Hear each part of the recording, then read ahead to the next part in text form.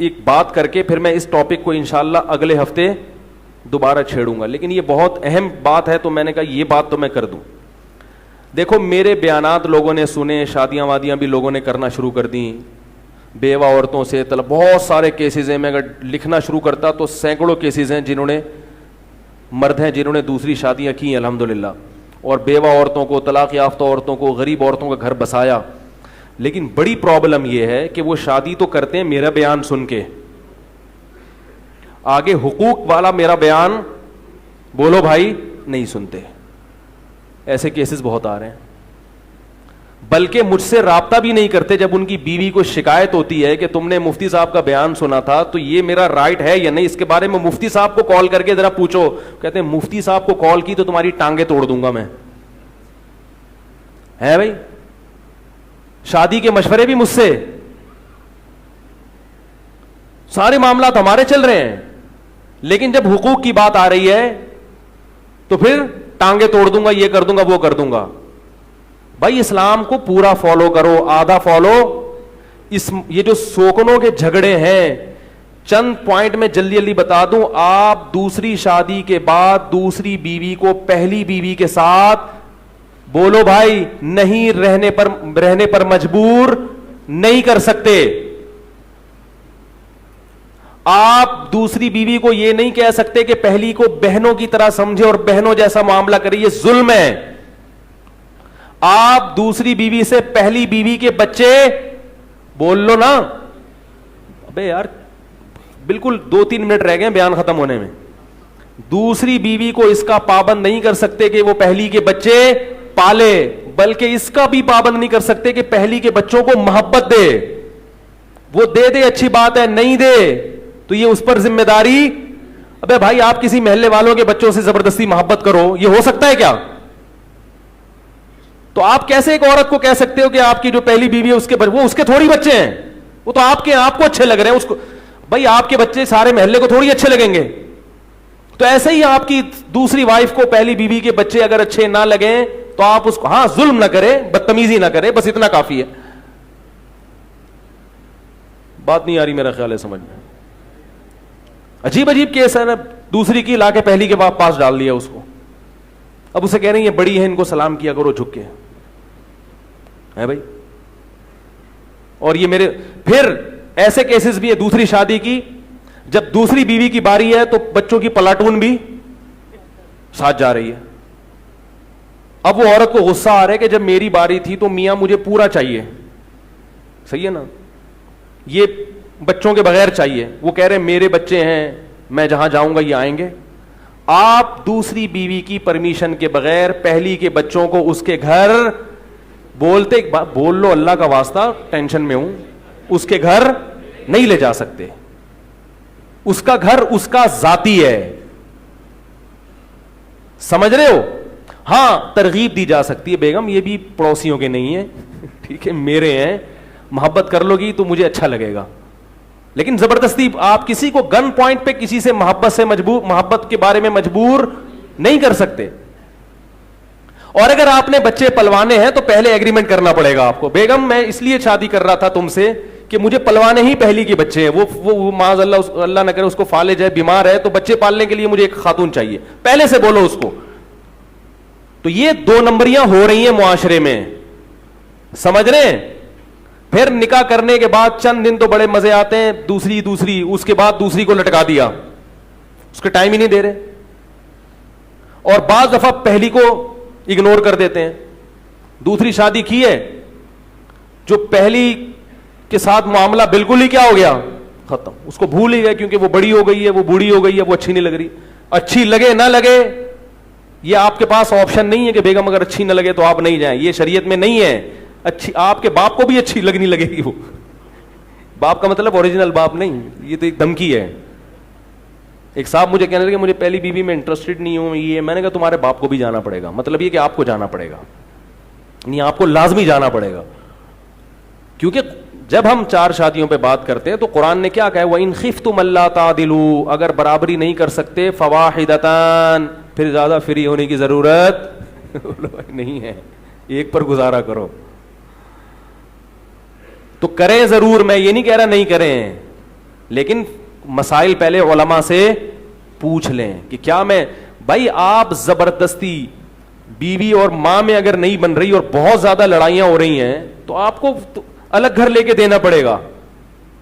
تو جہاں ماں کے ساتھ اگر نہیں بن رہی زبردستی مجبور نہیں کر سکتے, سوکن کے ساتھ کہاں زبردستی مجبور کر سکتے ہیں. تو اس لیے یہ بھی لڑائیاں کیوں ہو رہی ہیں کہ شوہر کو پتہ ہی نہیں کہ میں کس حد تک بیوی کو حقوق کا پابند بنا سکتا ہوں اور کہاں میرے اختیارات ختم ہو رہے ہیں. اس کو یہ میں نے بتایا تھا نا کہ لڑائیوں کی ایک وجہ یہ بھی ہوتی ہے کہ آپ کو یہی نہیں پتا ہوتا میرا حق کتنا ہے.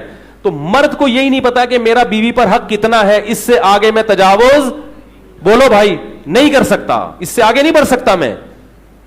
آپ اپنے حقوق ادا کرو, پھر وہ آپ سے محبت نہ کرے, حقوق ادا نہ کرے, پھر آپ شکایت کرو.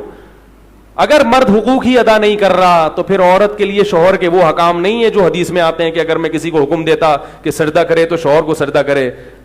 وہ پھر وہ یہ حدیثیں سنانا شروع کر دیتے ہیں.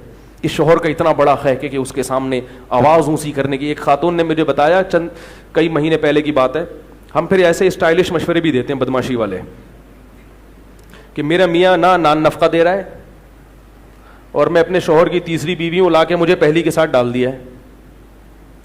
بلکہ نہیں, پہلی بیوی نے کہا کہ میرے ساتھ دوسری کو لا کے ڈال دیا انہوں نے زبردستی. پہلی کے ساتھ کس کو لا کے ڈال دیا؟ اب پہلی کو غصہ آ رہا ہے, اس کو نکالو یہاں سے. تو کہہ رہے اسلام میں شوہر کا بہت بڑا حق ہے, اسلام میں شوہر کا. وہ کہتی بیچاری میں ڈر جاتی ہوں, بہت بڑا حق ہے بھائی, سردے کا حکم. مجھے فون کیا, میں نے کہا سامان لپیٹو گھر نکلو اپنے. میں ایسی صورت میں جوڑ کا حکم نہیں دیتا, کیونکہ بعض صورتوں میں جوڑ مزید توڑ کا ذریعہ بنتا ہے. عورت ذہنی مریضہ بن جاتی ہے, ڈپریشن. میں نے کہا کچھ دنوں میں گولیاں کھاؤ گی, پھر یہ روحانی والے آ جائیں گے, جن ہے, بندش ہے, چڑیل ہے, بھوت ہے, ان کی دکانیں نہیں چلاؤ اللہ کا واسطہ. یہ عورت کا بنیادی حق ہے, نان نفقہ اور الگ رہائش گھر. پھر میاں اس پر آ گیا, جب میں نے بدماشی والا معاملہ کیا نا, میں نے کہا میاں کو بولو بدماشی ہے, نہیں یہاں نہیں آئے گی, دفعہ ہو یہاں, نکالو یہاں سے. میں نے کہا شرافت کا دور نہیں ہے. وہ کہہ رہی ہے میں 6 مہینے سے میاں کو سمجھا رہی ہوں اور میں ڈپریشن کی مریض. میں نے کہا محبت سے سمجھانا ہی نہیں چاہیے تھا, 1 دفعہ 2 دفعہ ہو گیا محبت, اس کے بعد بولو بھائی یہ رائٹ ہی نہیں ہے, آپ کو یہ حق ہی نہیں ہے, آپ میرے بنیادی حقوق ادا کرو, پھر سجدے کا حکم اور یہ ساری چیزیں اس کے بعد ہیں. نان نفقہ بنیادی حق ہے یا نہیں ہے؟ بیوی کما رہی اور یہ کم بخت گھر میں لیٹا ہوا ہے تو پھر اس کا کوئی حق نہیں ہے. تو اسی طرح الگ رہائش عورت کے لیے, یہ عورت کا کیا ہے بیسک, اس کا گھر ہو. گھر ہی تو چاہیے عورت کو شادی کے بعد, وہی نہیں دیا تم نے. پھر کس بات, وہ نکاح کا بنیادی مقصد عورت کا کیا ہوتا ہے, میرا گھر ہو. یہ عورت کی فطرت ہے, اس کا بنیادی حق ہے میرا گھر ہونا چاہیے. گھر ہی نہیں دے رہے, اس میں پوری پلاٹون کو لا کے ڈال دیا تم نے. اور پلاٹون بھی وہ جو اپوزیشن ہے, یعنی باقاعدہ سوکن کو لا کے آپ نے رکھا اس میں. تو پہلی بیوی تھی. میں نے کہا دیکھو بھائی میں زیادہ لمبی باتیں سننے کا عادی ہوں, اگر آپ سچ کہہ رہی ہو, جھوٹ نہیں کہہ رہی, تو آپ اپنے باپ کے گھر جا کے بیٹھ جاؤ, بولو میں نہیں آ رہی.